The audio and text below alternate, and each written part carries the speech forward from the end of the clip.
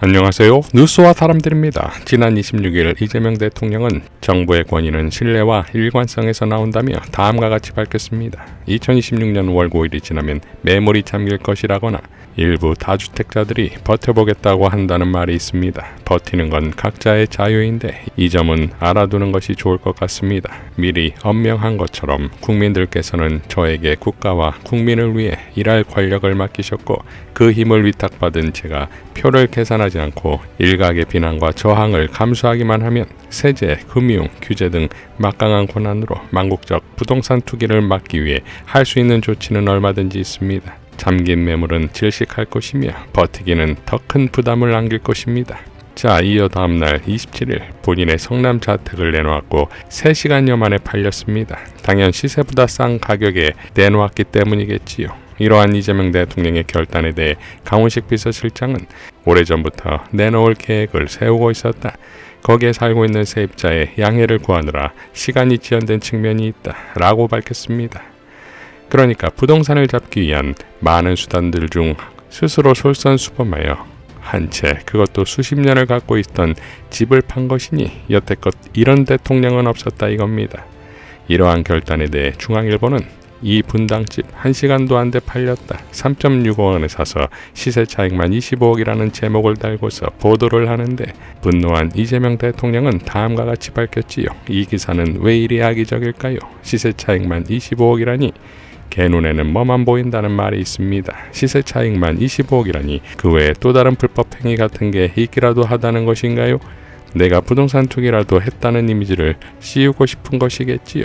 언론의 자유인이 용인해야 한다고 주장하면 인정은 하겠으나 나를 부동산 투기꾼 취급한 것은 분명 과하다고 생각합니다.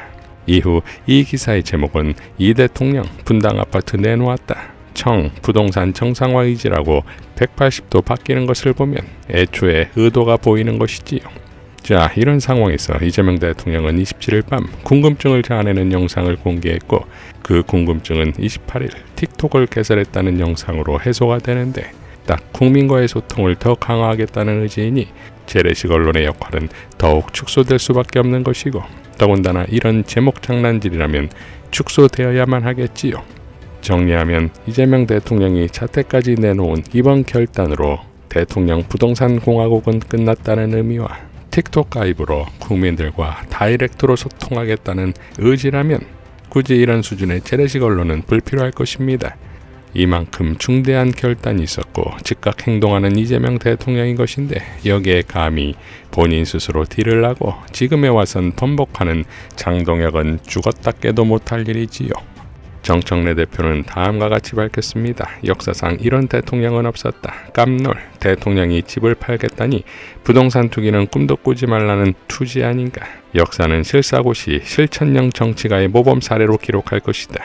자, 이제 장동혁 대표가 답할 차례다. 장동혁 대표 어쩔. 장동혁 대표의 용기를 기대합니다.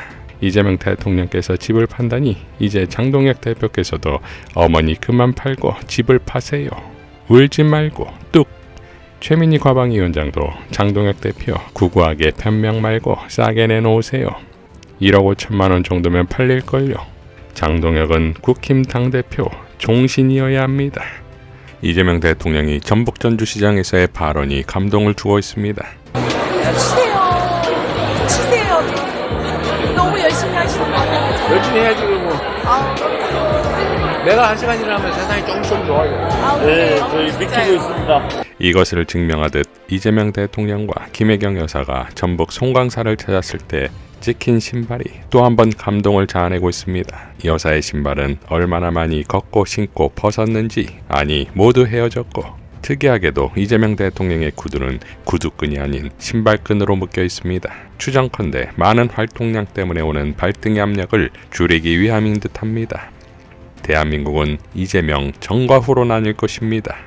정청래 대표가 약속했던 2월 내 사법개혁 3대 법안이 모두 국회 본회의를 통과했습니다. 정청래 대표는 다음과 같이 밝혔습니다.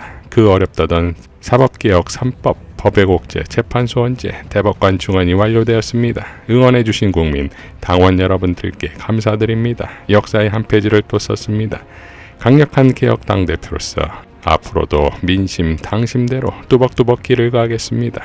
사법개혁 3법은 이재명 정부 출범이 아니었으면 불가능한 일입니다. 내란 극복, 빛의 혁명에 함께한 국민들과 이재명 대통령 덕분입니다. 국회의원님들도 수고 많으셨습니다. 모든 분들께 감사드립니다. 자, 이병철 변호사는 기다렸다는 듯 법의 곡제 1호 우인성, 2호 지기현, 3호 심우정으로 정하고 경찰 고발에 착수했습니다. 이어 4호는 조희대, 5호는 박영재로 이 역시 고발을 진행 중이라 밝혔습니다. 자, 이제 전 세계 어디에도 없다는 법원 행정처를 폐지시켜 윗선에 눈치 보지 않는 판사들의 소심 판결이 나와야지요. 법원 개혁은 이제부터 시작입니다. 미국과 이스라엘이 이란을 공습했는데 점점 불어나는 참전국들로 사태가 매우 심각합니다. 김필성 변호사는 조금 전 파키스탄이 아프가니스탄에게 선전포고를 했습니다. 이로써 러시아, 우크라이나, 중동, 파키스탄, 아프가니스탄이 전면전 상황에 돌입했습니다. 제가 지도를 올렸는데 아시아, 유럽의 경계에 있는 주요 국가들이 모두 전쟁에 직접적으로 휩쓸려 들어갔습니다. 세계전쟁 한발 직전이고 이미 지역전쟁 수준에 돌입했습니다. 여기서 동아시아 또는 남아시아에서 전면전이 추가 발발하면 사실상 세계전쟁입니다. 우리나라가 다른 국가 간 전쟁을 막을 수는 없을 겁니다. 그렇지만 우리의 평화와 이익은 반드시 지켜야 합니다. 정신 똑바로 차리고 잘 헤쳐나가길 진심으로 기원합니다. 라고 밝혔는데 이재명 대통령의 3.1절 연설문을 보면 든든합니다. 3.1혁명이 일어났던 한 세기 전의 세계는 강자가 약자를 수탈하는 격변의 시대였습니다. 한 세기가 지난 오늘날 세계는 또다시 격변의 시기를 맞이하고 있습니다. 2차 세계대전 이후 80여 년간 확립되었던 국제규범은 힘의 논리에 의해 심각하게 위협받고 있습니다. 1919년에 우리는 힘없는 식민지 백성의 신세였지만 2026년의 대한민국은 세계인의 마음을 움직이는 힘과 세상을 바꿀 무한한 가능성을 지닌 존재가 되어가고 있습니다. 생활을 풍족하게 할 만한 세계 10위권의 경제력, 남의 침략을 막을 만한 세계 5위 군사력을 갖춘 우리 대한민국은 세계 영향력 7위에 달하는 높은 문화의 힘으로 이해와 공감의 폭을 넓히고 평화를 확산하며 선열들의 꿈을 현실로 만들어가고 있습니다. 이를 가능하게 한 것은 우리 국민의 피 속에 면면이 이어져 내려온 3.1혁명의 정신이었습니다. 우리 선열들이 주창하셨고 우리 국민이 이어온 3.1혁명의 정신이야말로 민주주의와 평화가 흔들리는 이 위기의 시대를 살아가는 세계인들을 새로운 희망의 세계로 인도할 밝은 빛이 분명합니다. 선열께서 간절하게 바랐던 평화와 공존의 꿈을 지금 여기 한반도에서부터 실현해 나아갑시다. 이 정부의 뜻과 전혀 무관하게 벌어진 작년 무인기 침투 사건은 한반도의 평화를 위협하는 심대한 범죄 행위이자 결코 있어서는 안 될 일이었습니다.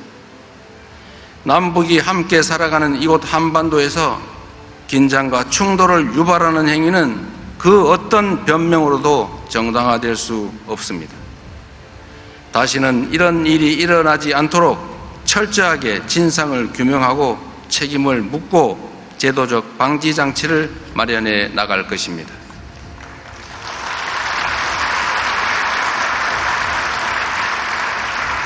북측과의 대화 재개 노력도 계속해 나가겠습니다.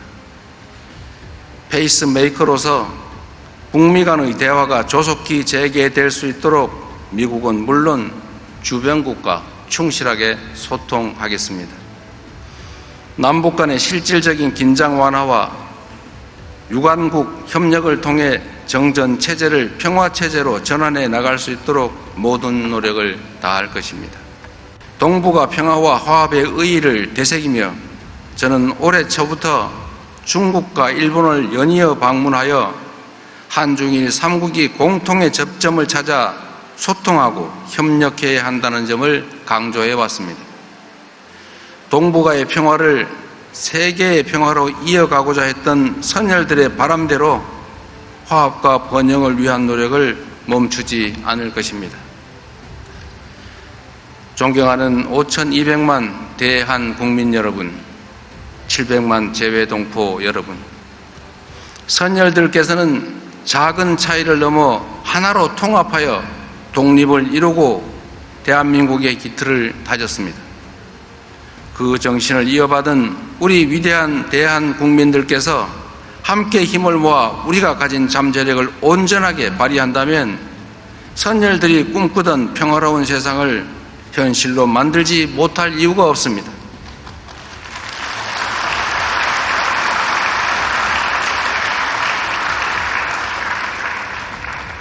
우리 순국 선열과 애국 지사들께서 목숨을 바쳐가며 바라셨던 선진 민주 모범 국가, 전쟁 걱정 없는 평화로운 한반도, 문화가 꽃피고 번영하는 대한민국을 우리가 함께 힘을 합쳐 만들어 나아갑시다.